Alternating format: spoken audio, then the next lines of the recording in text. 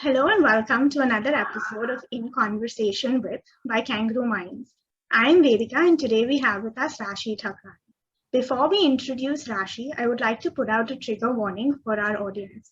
There may be certain topics which are discussed today in the course of this conversation which you might find triggering or distressing. If that is the case, please take a step back, take care of yourself, and if need be, reach out and speak to someone. If you need a list of support and resources, you can find that on our website as well. Now, I'd like to welcome our guest for today, Raashi Thakran, to our episode. So, hello Raashi, and thank you for being here. Raashi is a mental health activist, a social activist, as well as a change maker. She is also a certified QBR instructor. As part of the She Creates Change program at change.org, Raashi was instrumental in having a petition to urge the Indian government to launch a national suicide helpline. Her petition gained a lot of traction and led to the creation of Helpline Kiran last year. Additionally, Raashi also conducts several workshops on suicide prevention with the aim of making the conversations more mainstream and creating more awareness. Our conversation with Raashi today centers around suicide prevention, loss, and how to cope with grief. So without taking much time, let's dive in to hear more from Raashi. So Raashi, I think I'm going to start with the question which I think you get asked pretty often, which comes from your entire lived experience around loss and suicide-related grief. How do you think your learnings from that have influenced you, especially personally as well as professionally in terms of your work? Yeah, first of all, thank you for having me here. And I'm really looking forward to this conversation because I think it is so important that we talk about this aspect of suicide loss. When it comes to grief, the biggest learning for me that has been in terms of my journey is that grief is not linear. It's a very zigzag road. It has its ups and downs. There are good days and bad days. Sometimes there are more bad days than good ones, and you have to sort of become comfortable with that in knowing that you will have those bad days. And the most important thing is that you will never be the same person that you were before all of this happened. So there's always that before and after when it comes to not just loss due to suicide, but loss in general. There's always that before and that after. So there's that before that, before the person passed away, you were a certain type of person, but you will never be the same. And I think you need to come to accept that as well. And yeah, when it comes to grief, a lot of people think that, over time it gets better. People say things like time heals everything. That's honestly not true, because as someone who's experienced this firsthand, time doesn't really heal much, and the grief never shrinks. In fact, what happens is you tend to grow around that grief. You tend to sort of shape your life around that grief, learn to adjust around it, and come to terms with that new reality. So after my brother passed away, it's been 2 years now, more than 2 years, and the grief is still there. Time has passed, 2.5 years have passed, but I still feel that grief. I still feel that void. But what I'm trying to do is still adjust around it, grow around it, take it one day at a time, and accept the fact that I will never be the Raashi I was before it happened. Things will be completely different, and that's okay. I mean, I'll come to sort of accept that fact and move forward with it. You, again, never really move on or get over it. You just move forward with all the love that you have for the person who has passed. So I think that's what I've learned from my experience of losing someone to suicide. I think, you touched upon some important aspects related to grief. For instance, people expect that, while you have all these models which suggest, the stages of grief and things, not everyone is going to go through grief in the same way, and grief almost sort of becomes like that milestone, as you said, your life clearly becomes a before and after that entire episode sort of happens. And as you said, it's not just suicide related grief, but grief in general, which does that to people. And coming to another point, just picking up from what you said, and was around, if you can elaborate a little more, you mentioned that, people don't move on from grief. And that's something we're told very often, oh, it's been so long, get on with it, get on with your life, move on. Do you think, is it more about moving on as much as it is about moving forward? Yeah, no, I think that's such an important point because, like I said, you can never move on from it. You can never get over it or just get on with life. Now it is a part of you. And, you know, the trauma that comes with losing a loved one is immense. It will stay with you forever. I know this episode, this thing, the grief will stay with me for the rest of my life. I will have some amazing days, probably, obviously, maybe someday I'll have good days. Like I said, I'll obviously have bad days, but this thing will never go away. And I don't want it to go away, because the thing about grief is, and this is an amazing thing that I read somewhere, is that grief is basically your love persevering. you know all that love that you had for that person who has passed away, uh, it's all of that love that you could not give to that person. Hmm. That love sort of manifests itself into grief. And that's what grief is. And I think that's such a beautiful explanation about it. And it really changed my perspective, that I don't want to think of grief as a negative feeling that I need to get rid of. That, I need to be completely okay, and not grieve or not think about my brother anymore to be able to live a full life. No, it's a part of me. And the fact that I'm doing this every day, the fact that I'm thinking about him every day and grieving every day, it means that there's so much love inside me that I still have for my brother, and I always will. That's never going to change. So that's what this is for me, which is why I'm just moving forward with all of that love that I have, my brother, and just trying to manifest all of that into the work that I'm doing, so that I can honor my brother's memory every single day and not let the world forget him. I know I will never forget him, but I've also made this my mission that the world never forgets Raghav.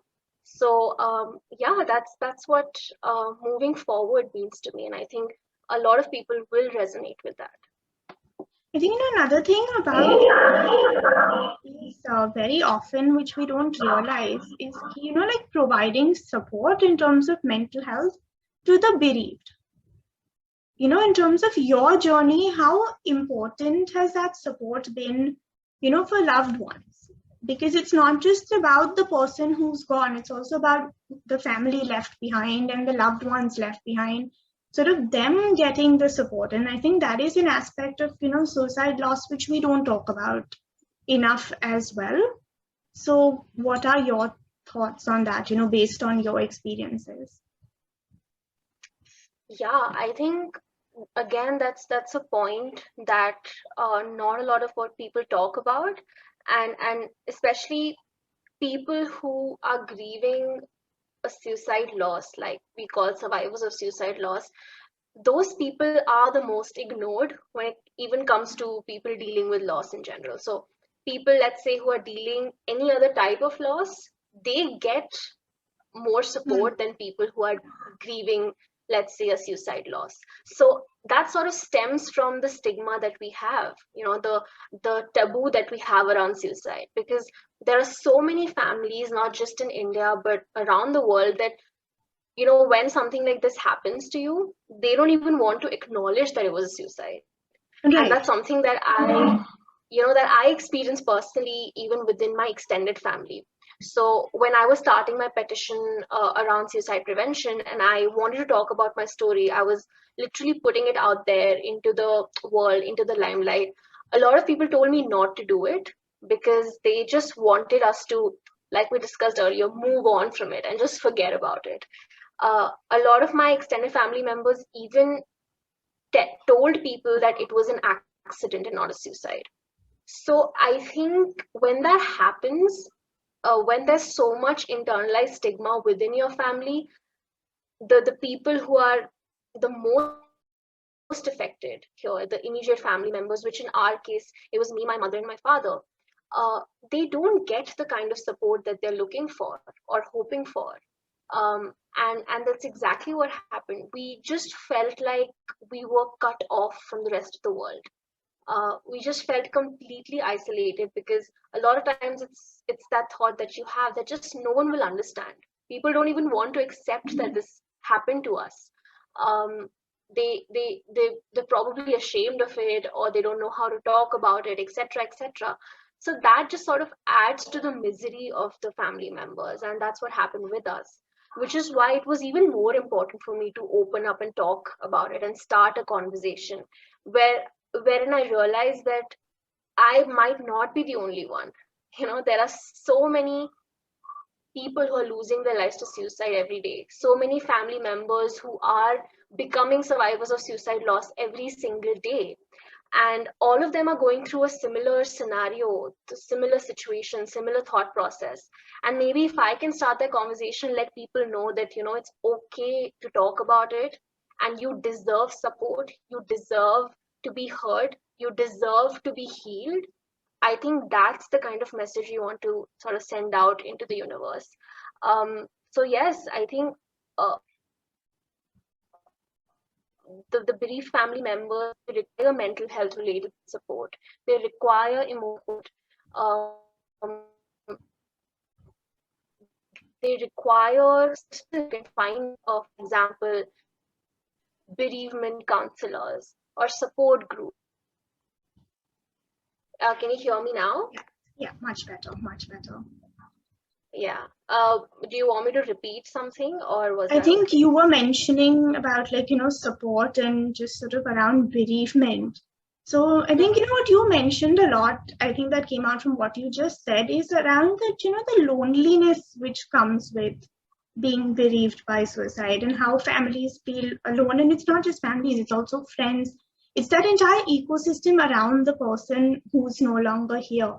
So how do you feel that, as individuals around those people, that we can be more supportive to someone who's been bereaved by suicide? Yeah, I think the most important thing that anyone and everyone can do in terms of supporting someone who's been bereaved, and who's grieving in general. It's not just Mm. we don't just limit it to suicide loss or grieving for suicide loss, but just grieving in general. I think that's acknowledgement. The thing that we crave most when we are grieving is someone to come and tell us that it's okay.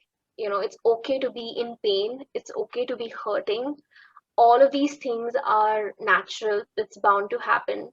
And we're here for you, we're here, and we will sit with you in this pain instead of trying to sort of distract us, right? Like what people tend to do is, and I don't really blame them because they don't know any other way to react, because they just want their loved ones to feel better in any way possible. So what they do is they try to give them certain ideas or tell them that, oh, you should do this, maybe this will make you feel better, or maybe you should go travel, or maybe you should do something. They try to sort of tell you that, okay, maybe this will make you feel better, and they try to distract you from that pain. While it comes from a very pure place, it does more harm than good, because in that moment when the person is grieving, they just want to remember the person who has passed. They just want to grieve. And I think letting them do that and letting them know that it's okay to do that is the best thing that you can do. And that's where acknowledgement comes into the picture. So if you're someone who doesn't know how to support a loved one who's grieving, I think this is the best thing you can do. Just be there for them in any way possible. Sometimes you don't even have to say anything. You just have to be there, just sit there with them, just maybe give them a hug or hold their hand. It could be those small gestures which can just go a really long way.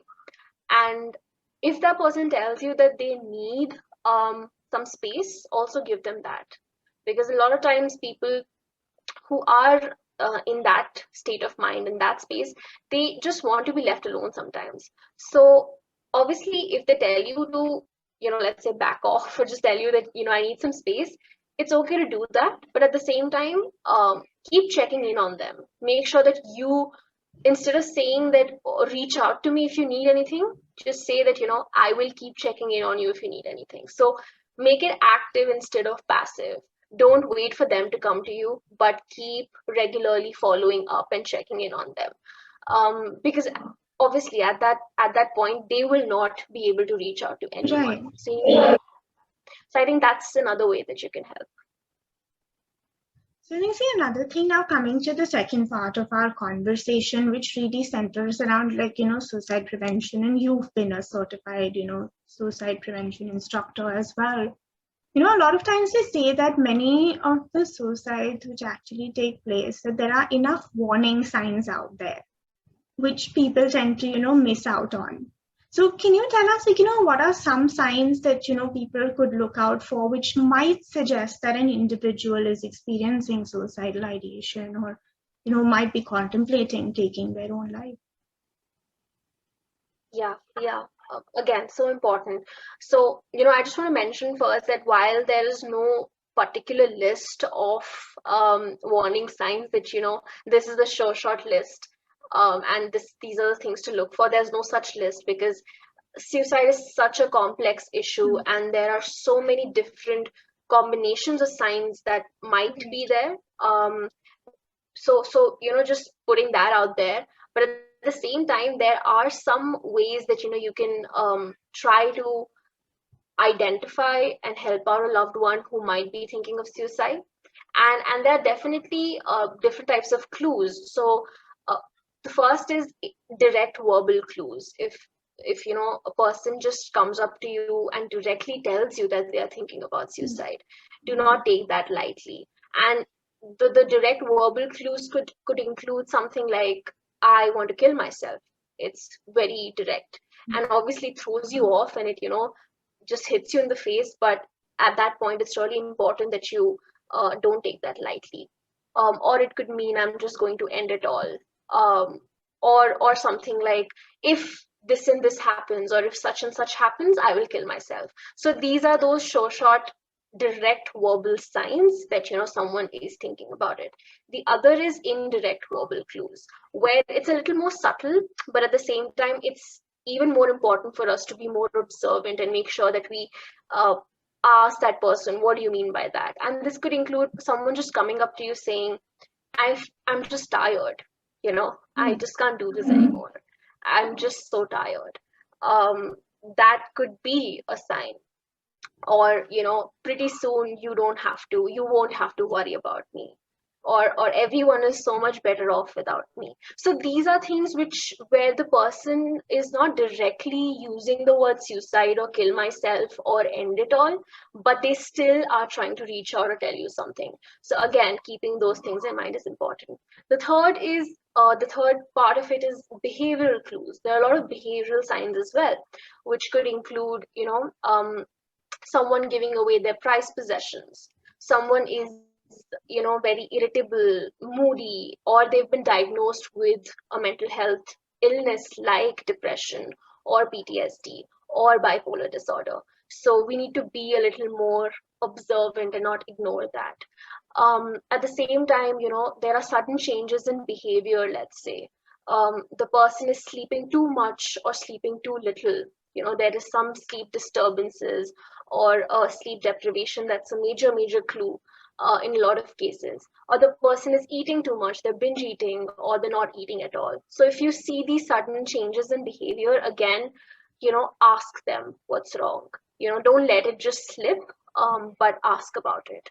Um, and also, if there has been, let's say, a previous suicide attempt, um, that again is a very major warning sign, because people who have already attempted suicide and survived and haven't received the help that they needed, they are much more likely to attempt it again. So again, that's something that we need to be a little more mindful of.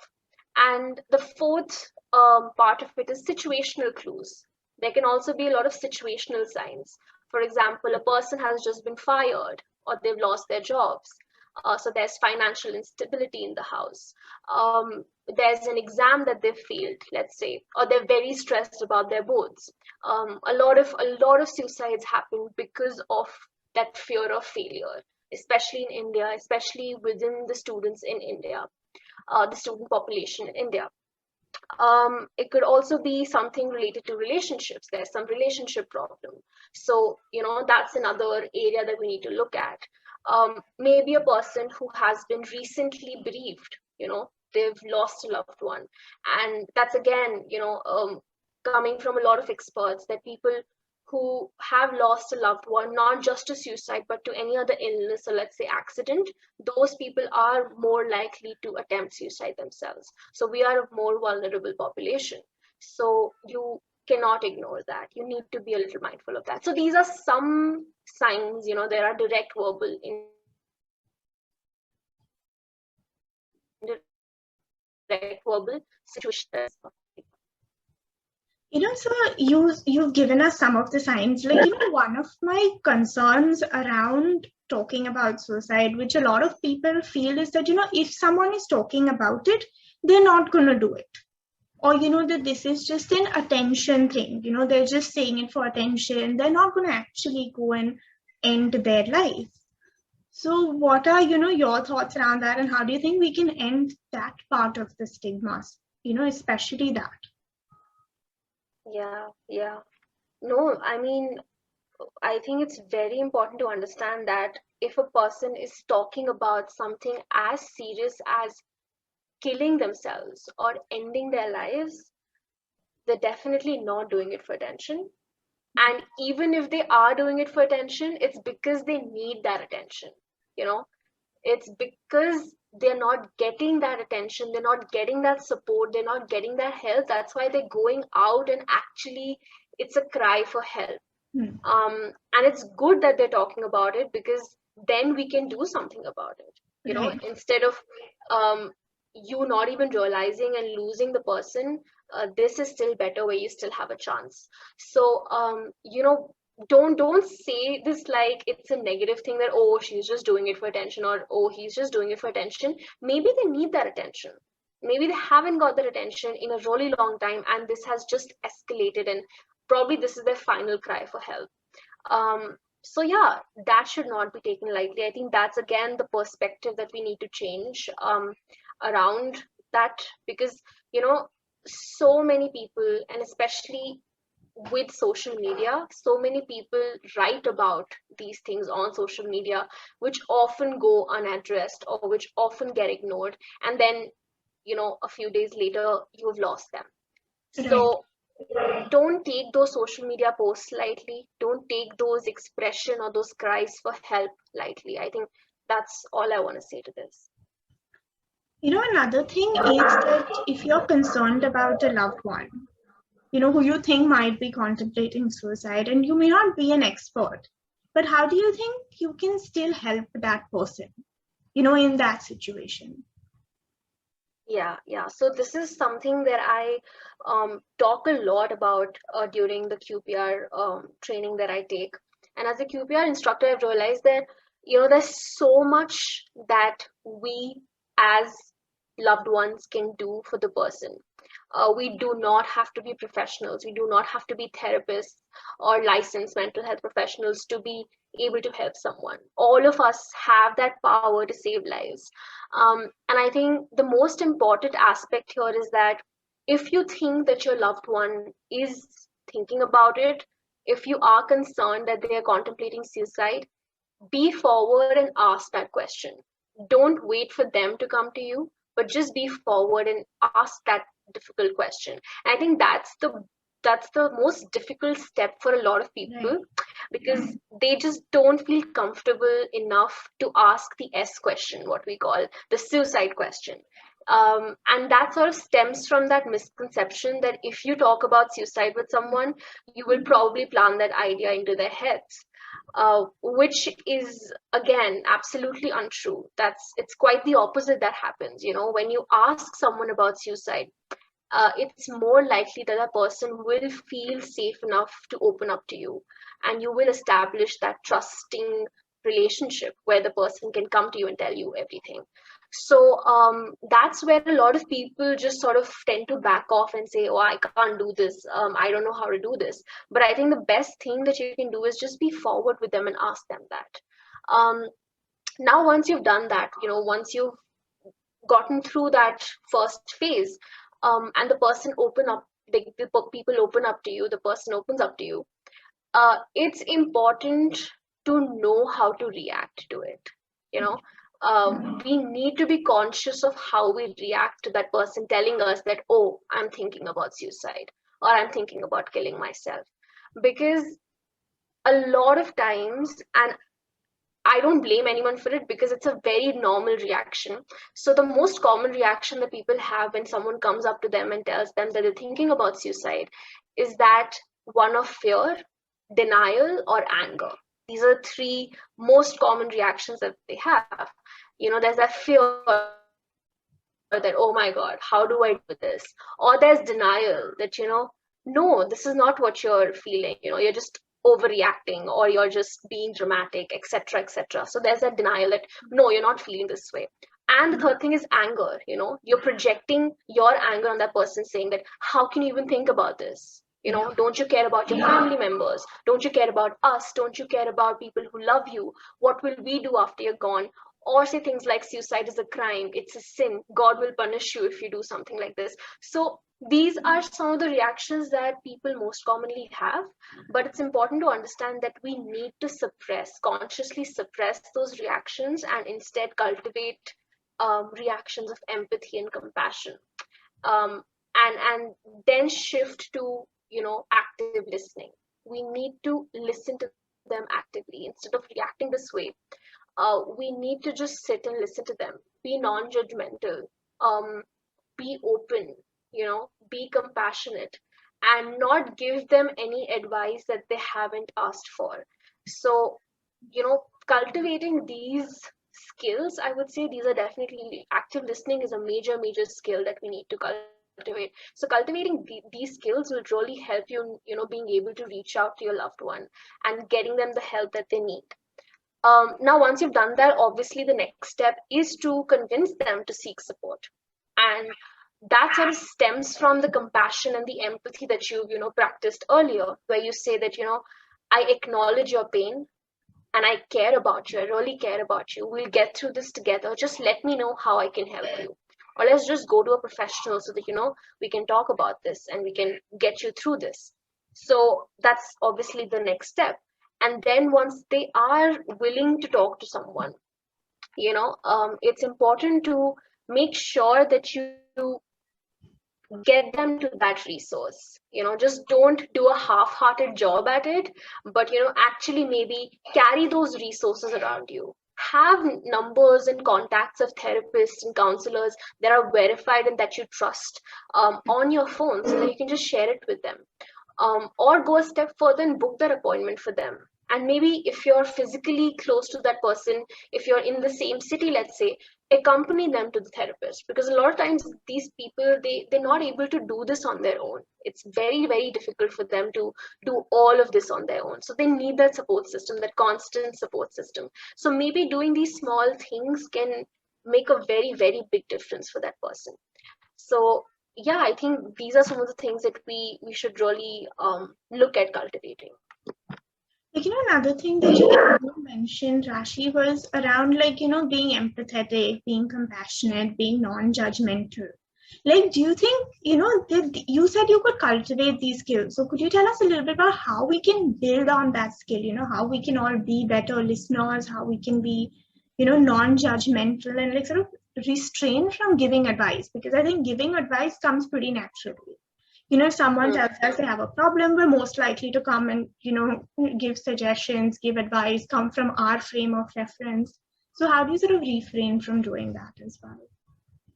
Yeah, no, that takes a lot of practice, a lot of conscious efforts. And, like I talked about earlier, that these are very natural and normal reactions. So I won't even blame anyone to sort of do this. I know that I used to do this all the time. But ever since I've realized that, this is how we should be reacting, this is how we should not be reacting, ever since I've educated myself and I've learned and unlearned a lot of things, I've realized that with practice I can do it, and now I'm a completely different person. So I think it is all about unlearning a lot of things. So once you unlearn those behaviors, you will be able to learn those new behaviors as well. So that basically comes from reading a little more about it, um, doing trainings around it. Like, so many people who do the QPR training come and tell me that they have felt the change and now they're practicing it. They're trying to be more empathetic, they're trying to be more non-judgmental. So attend some of these trainings and learn from people who have been through these experiences themselves. you know Learn from people who have had lived experiences, talk to them, understand their perspective, understand their life, their story. And you will realize that you had so many biases, you had so many misconceptions which are now slowly getting cleared. So I think it's all about unlearning a lot of behaviors. That's what I believe.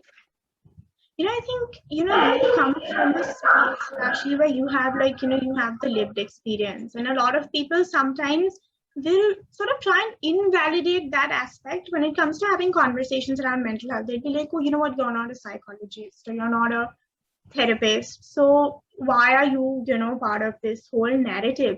But where do you feel that, that lived experience aspect sort of enriches the conversation around mental Yeah, no, I mean, absolutely. I mean, I think that's absolutely right. Wherein people, especially in the mental health space, they come up and ask you questions like, "Are you even a therapist to be able to health? talk about all this?" But that's the whole point. I am not a mental health professional. I am not coming from that perspective at all, because there's so many people out there who do that as a job, and they're just so much better than any of us at that. And that's not what I'm trying to do. I'm trying to tell my story. I'm trying to tell my experience so that someone out there who's going through something similar can probably feel like they're not alone. That's the whole point. That's the whole reason why I'm doing this, because I know when I went through something like this, if I had someone else to look up to, maybe someone who'd been through something similar, if I had that lifeline, if I had that support, or just that knowledge that I'm not the only one, I'm Yeah. not alone, that would have made a world of a difference. But that did not happen at that time, which is why I had to go through a lot of difficult phases before I could reach where I am today. So I just want to make that journey for other people who've been through something similar a little easier. And if my story helps, that's great. That's amazing, and nothing like it. So yeah, so that's where I'm coming from personally. I think, yeah, as you mentioned, that sort of humanizes the conversation. You feel that someone else has been through it. And that's, I think, a very important part of it, that no, it's not just purely a pathological thing, which a lot of times when you hear from a mental health professional like many, this person is just waiting to diagnose me. Or, they just want to get me to come to a therapy session or a counseling session.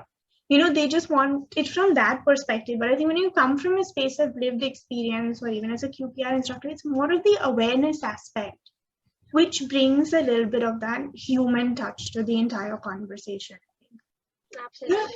Yeah. And then another question that I wanted to ask you was, if we look at our entire society as a whole ecosystem, how do you feel that different stakeholders, be it the NGOs, be it the government, be it media, be it institutions, can play a role when it comes to, spreading the awareness about suicide prevention and actually preventing suicides? Because so far we spoke a lot of what we can do at an individual level, but what do you think we can do as a collective level on that? Yeah, I think, honestly, if we want a large scale change to happen, all of these stakeholders need to come together. Obviously, as an individual, we can all do our bits. And like I said, we all have the power to save lives. But if we want any long-term changes which will sustain, we need these stakeholders to also work towards the same cause. I have mostly with my petition dealt with government officials and with the government in general, and I feel there's so much gap there that still needs to be filled. And here I'll probably talk about the Indian aspect here, because we don't have enough funding when it comes to mental health programs. The funding is absolutely minimal, and the worst part of it is that every year the funding is further being reduced, which just goes to show that the government feels that mental health is just not as important, um, or does not deserve the kind of money that we're even spending right now. So those perspectives again need to collectively change for some change to happen. We need more funding. We need more mental health practitioners, because the ratio right now in terms of the people who need help and the people who can give them that help is there's a huge gap. It's huge. So that again is something that we need to work at. A lot of NGOs and a lot of um, other stakeholders are coming up and talking about it and raising awareness. But I think now the conversation sort of needs to move from just the conversation or just talking about it to doing something about it, and creating those resources for people who need that support. So I think here is where the government definitely plays a big role. And in my opinion, the helpline number, the launch of the helpline number is just the tip of the iceberg. That's literally just the first step, and there's so much more that needs to be done. So I really hope that um, all of these stakeholders can sort of come together, and listen to the people who are really telling them that this is what we need. And that's again where lived experiences come into picture, where people have gone through that and now they know what we need. So listen to those people, listen to people with lived experiences, and work together. Like, all of these stakeholders need to work together. That's the only way forward. One more thing around the semantics around mental health. How much does our language matter, whether when we talk about it on social media, whether we see it in the news, whether we see it in cinema, or even just in day-to-day conversation. So how do you think we can be more sensitive in terms of the language that we use? And what role do you think language plays sort of in building the whole narrative around suicide and suicide prevention? Yeah, the language again plays a huge role, because how we refer to suicide again shows the kind of stigma that we hold, the kind of conditioning that we've had for the longest time. So when you say things like committed suicide, or you say it was a successful suicide, these are things that we need to sort of take those out of our vocabulary. And the other aspect of it is not just related to suicide, but related to mental health in general, how we tend to casually use things like OCD or PTSD. We tend to use these, even depression, we tend to use these so casually. um, those are the thought processes, those are the things and the languages that needs to change, because once that happens, we'll actually realize that this is how we need to sort of move forward.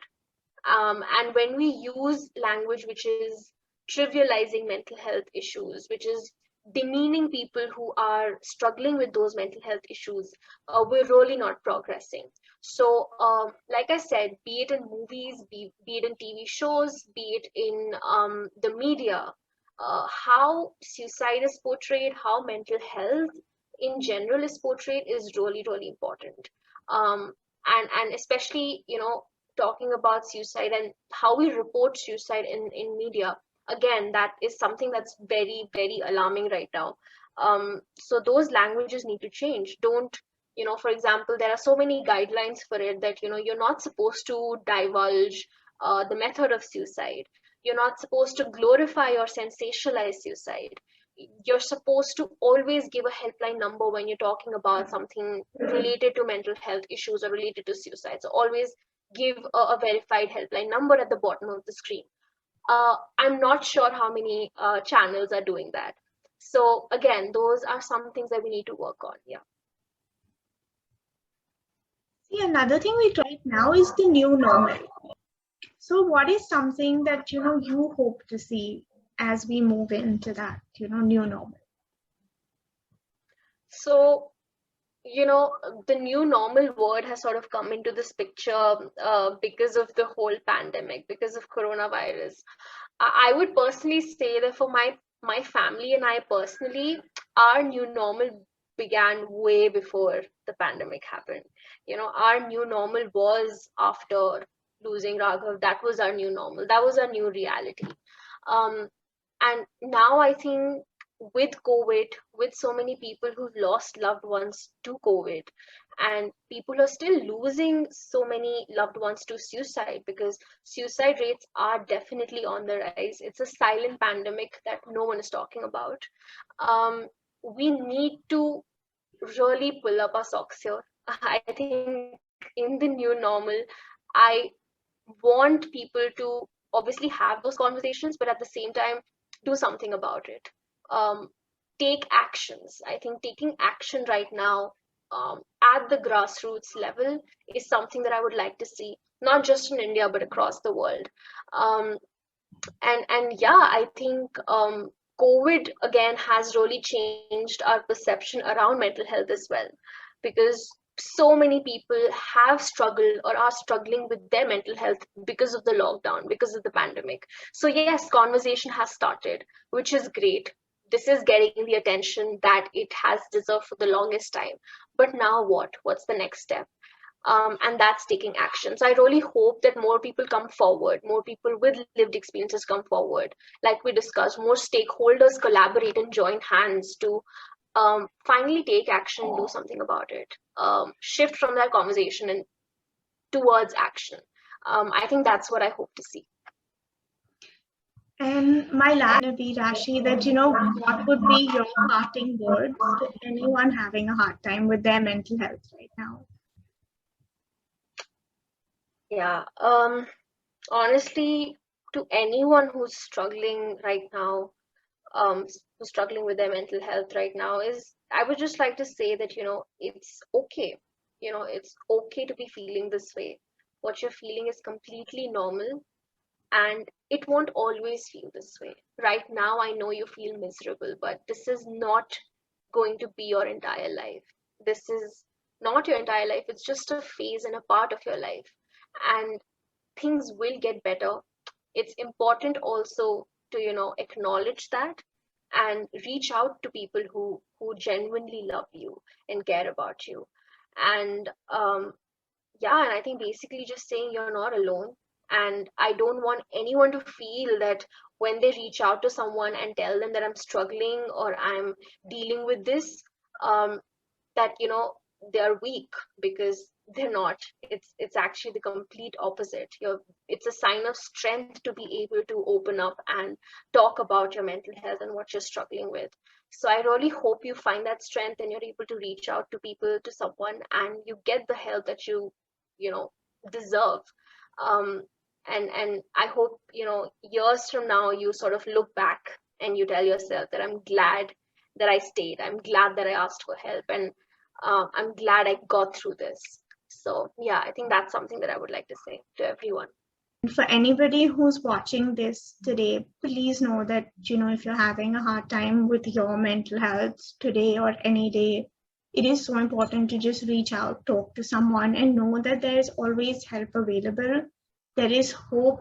Things get better, they will get better, and you won't be in that same place throughout. So just reach out and, know that you deserve to heal, you deserve to feel better. So just take that help. It is out there. So till next time, we hope, everyone, you stay well, stay healthy, and we hope to see you again soon. Thank you.